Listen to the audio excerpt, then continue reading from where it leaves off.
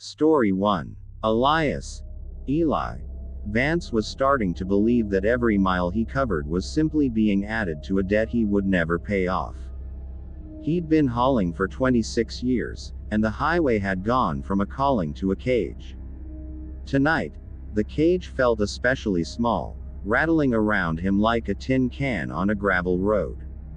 His rig, a 20-ton freightliner named the Banshee for the way its engine bay occasionally held on steep inclines, was thundering through the forgotten heart of Nevada. Route 50, the loneliest road in America. Only, Eli knew better. Loneliness was fine. It was the things you met in the loneliness that mattered. It was 3:17 a.m. The time glowed blood red on the digital clock. He was 2 hours past when he should have stopped, but the delivery deadline for the medical supplies was tight, and the thought of another 10-hour wait in a greasy truck stop parking lot was worse than the fatigue. He felt the familiar, cold claw of exhaustion squeezing his temples. He hit the CB radio toggle. Silence. Just a breath of white noise, like the ocean from a seashell. He'd been listening to the same endless hiss for the last 200 miles. Not even the usual static from some distant evangelical preacher or two rookies trying to sound tough. Just me and you, Banshee, he muttered, downing the last, lukewarm dregs of a bitter convenience store coffee. It tasted like burnt sugar and regret.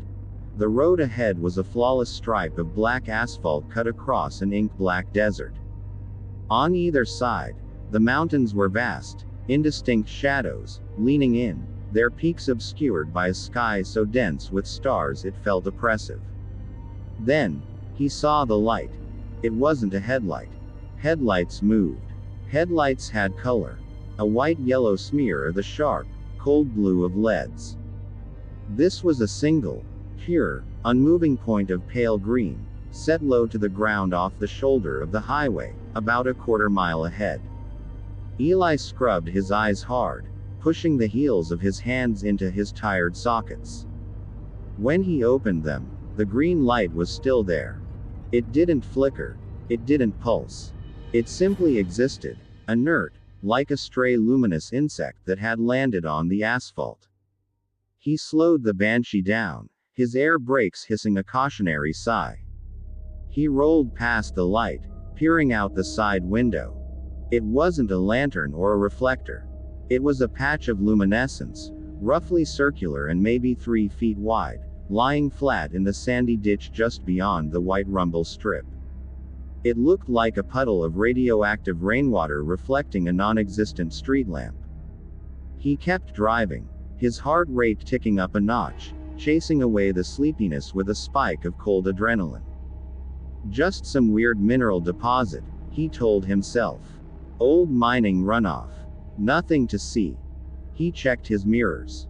The light was gone, swallowed instantly by the blackness behind him. He accelerated back up to cruising speed. 3 minutes later, the single, green light appeared again, directly ahead of him. Unmoving. Off the shoulder. Same size. Same pale, otherworldly green. Eli slammed the air brakes this time, the freightliner shuddering violently, the heavy trailer protesting behind him. The sound of the massive tires gripping the road was deafening, tearing into the profound silence of the desert. He stopped 10 feet short of the glowing patch. He grabbed the heavy-duty flashlight from beside his seat. The beam, usually a strong, satisfying cylinder of white, seemed weak against the overwhelming night. He shone it on the object. It wasn't a puddle. It was a disturbance in the dirt. It looked like the sand and gravel had been compressed or maybe even melted into a smooth, glowing glass. It emitted no heat, but the air above it seemed to warp slightly, like looking through the heat shimmer rising off the road in the summer, only it was 35 degrees outside. And then, a sound. It was a low, guttural murmur that vibrated not in his ears, but in the bones of his chest. It didn't sound like a machine or an animal. It sounded like speaking, but the voice box was broken, struggling to push words into the air. Eli froze, the flashlight beam fixed on the green luminescence. Can not pass. The voice, or whatever it was coming from the patch of light. It was static and wet, like a broken CB radio submerged in oil. Eli tried to rationalize it. Wind noise. Sleep deprivation. A bad speaker in his own cab picking up a ghost frequency. But the sound was raw, immediate, and localized exactly to the green spot. He slowly backed the Banshee 50 feet. He had a schedule, but he wasn't crazy. He was going to bypass this. He flicked his high beams on, bathing the whole area in brilliant light, killing the mystery of the soft green glow. He pulled the steering wheel hard left, crossing the double yellow lines, and swung the heavy rig out into the opposite lane. He throttled the engine. He would give the glowing dirt a wide berth and put 100 miles between himself and whatever this was.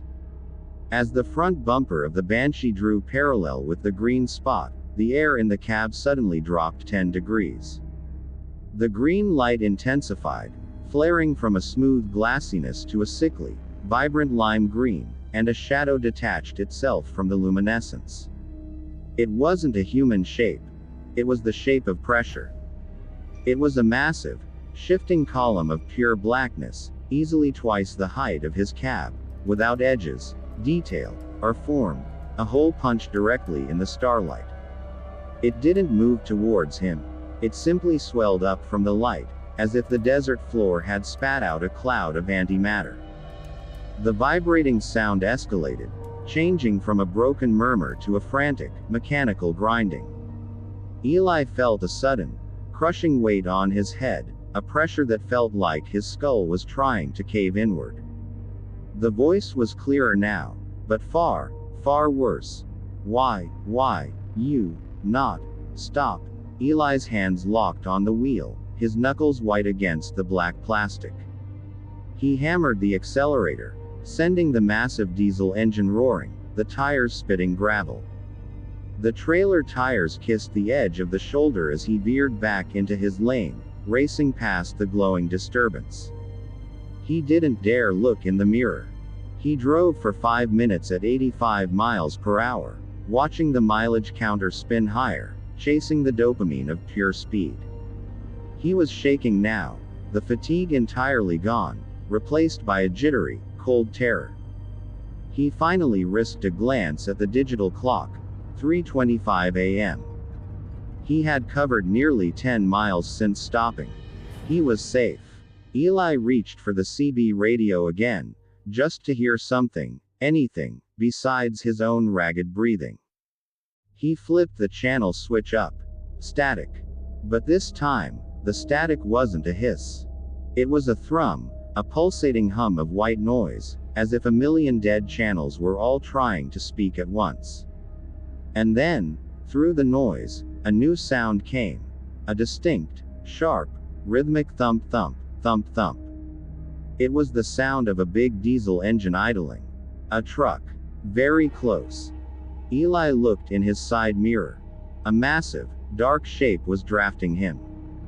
No running lights. No headlights. Just a truck the color of oil slick, following so closely he couldn't see its grille, only its huge, shadowy front bumper filling his mirror. And on the front bumper, low down, casting a soft, sickening halo, was a single, familiar light. It was the pale, circular patch of glowing green. Eli glanced at the dashboard clock again. 3:17 a.m.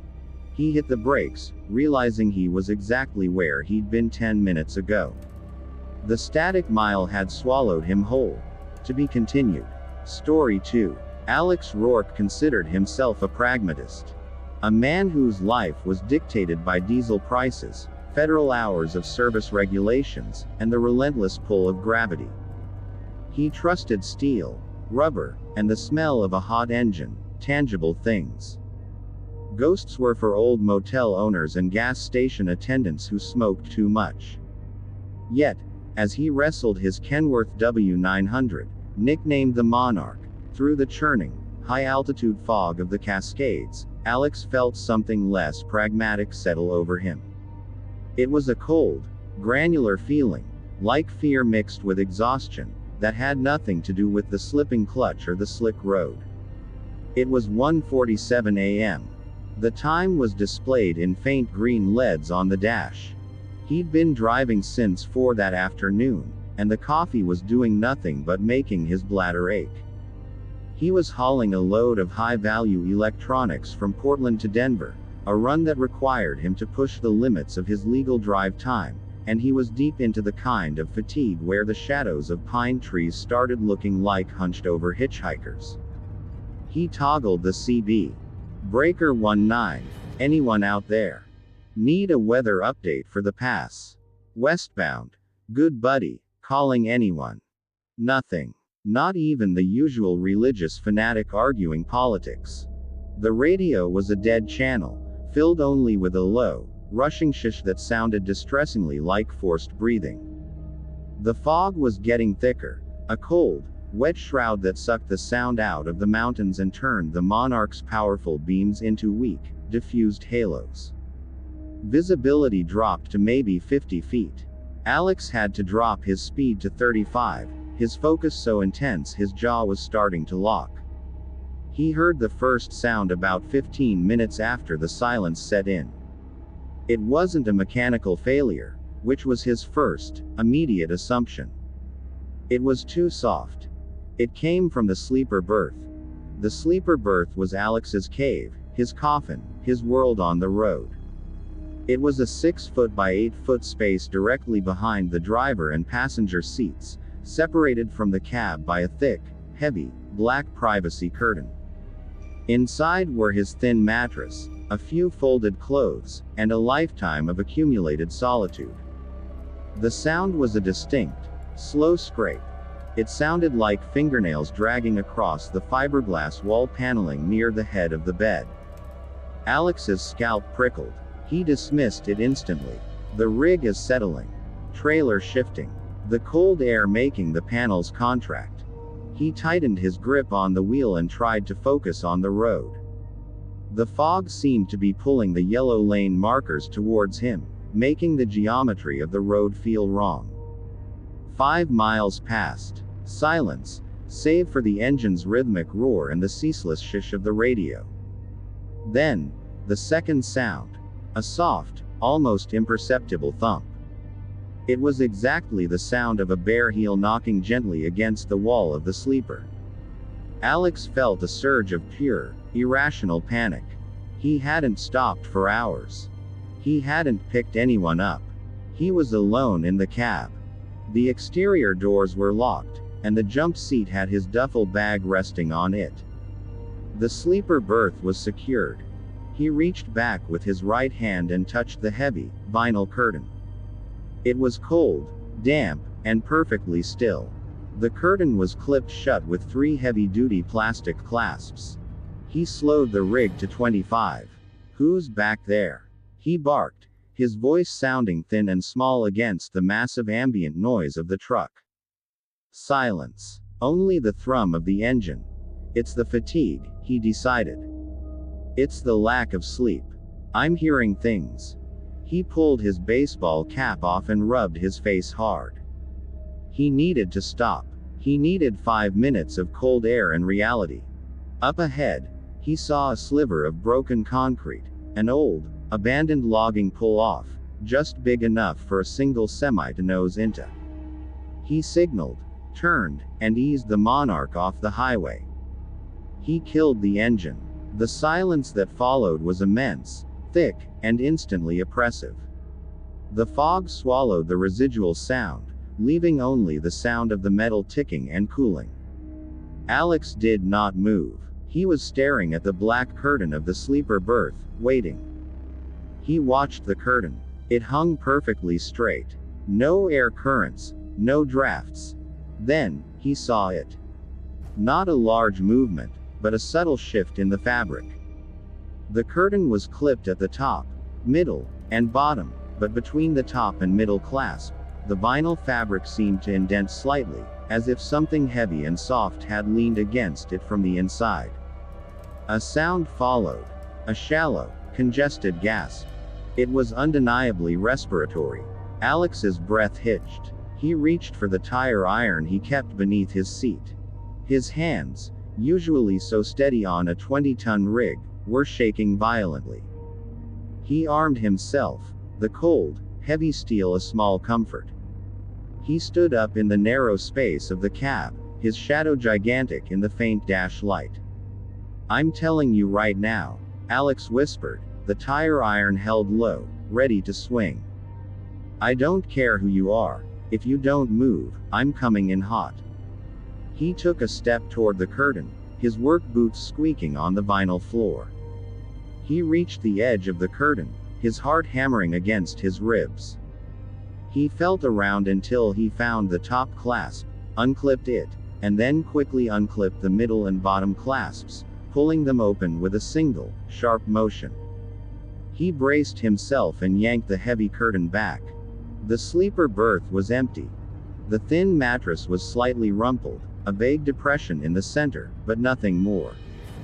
The space was otherwise clean, sterile, and desolate. Just the way he had left it. The small storage compartments were all shut tight. Alex stood there, the tire iron heavy in his hand, his lungs burning from holding his breath.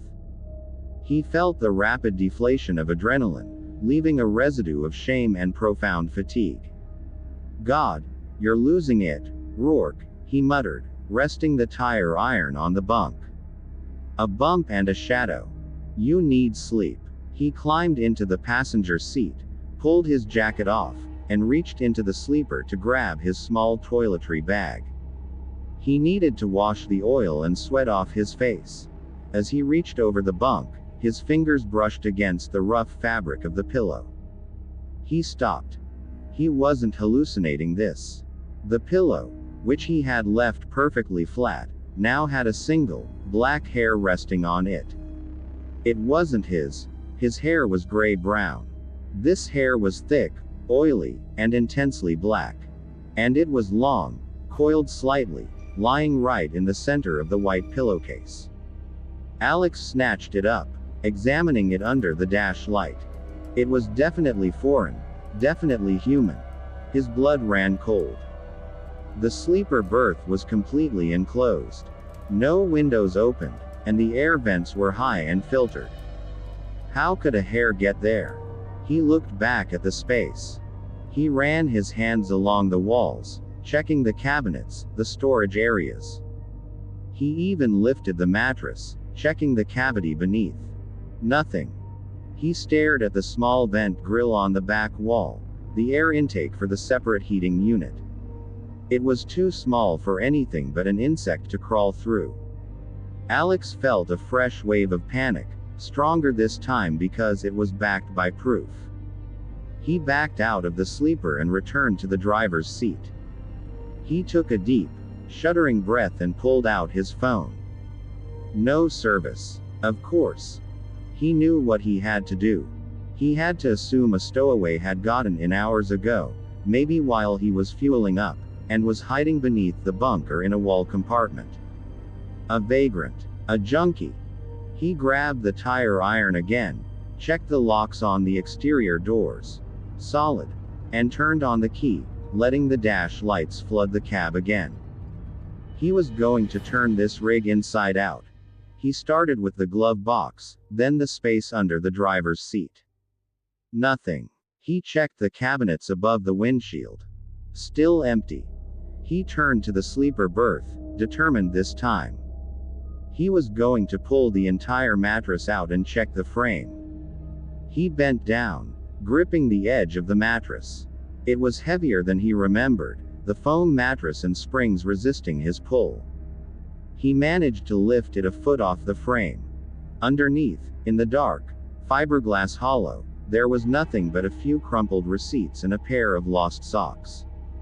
He dropped the mattress back down with a frustrated groan. "This is insane," he whispered. "You're alone." As he straightened up, his elbow accidentally knocked the heavy vinyl curtain that was now pulled open. The curtain, however, didn't just swing. It snapped shut, the three clasps engaging with three sharp, mechanical clicks that were impossible to achieve with inertia alone. Alex froze, the tire iron dropping from his numb fingers to the floor, where it clattered harmlessly. He hadn't touched the clasps. He hadn't even looked at them. They had been three distinct, separate fasteners that required a deliberate push to connect. He stared at the closed, black curtain. It was now fully, tightly sealed, perfectly separating the cab from the sleeper berth, just as it had been when he first stopped. And from behind the curtain, now, there was no ambiguous scrape. There was no gentle thump. There was the sound of a heavy, ragged exhalation. It was the wet sound of lung failure, drawn in slowly, held, and then forced out, directly into the confined air of the sleeper berth. And then, something else, a new sound, far worse, the sound of heavy, muscular flesh sliding against plastic. It sounded like a massive, wet body rolling over on the narrow mattress behind the curtain. Alex could smell it now. It wasn't the smell of diesel or pine or old coffee. It was a dense, metallic scent, like old blood mixed with mildew and something intensely, sickeningly sweet, like decaying honey. He didn't move. He couldn't. His mind screamed for him to run, but his body was locked, staring at the black vinyl partition. He felt the breath on the back of his neck, cold and stale, despite the fact that the sleeper berth was behind him and the cab was small. He heard the deep, wet voice coming from directly behind the curtain, closer than the thickness of the fabric should have allowed. It was a low, resonant rumble that shook the plastic water bottle in his cup holder. "Don't open the door," the voice was not pleading. It was a command, a chilling, proprietary warning. Alex didn't need to be told twice. He fumbled for the keys, shoved them into the ignition, and cranked the Monarch back to life. The diesel roared, a glorious, deafening sound that almost drowned out the sound of the slow, wet breathing now filling the small space behind the curtain. He jammed the shifter into gear and peeled out of the logging pull-off, tires spinning on the wet gravel, back onto the highway and into the blinding, thick fog. He did not look in his mirrors. He drove, white-knuckled, for what felt like an eternity, speeding through the fog, the voice now a low, contented humming coming from the darkness just inches behind his head. He knew that whatever was in the sleeper berth had not broken in. It had been there, waiting for him to arrive.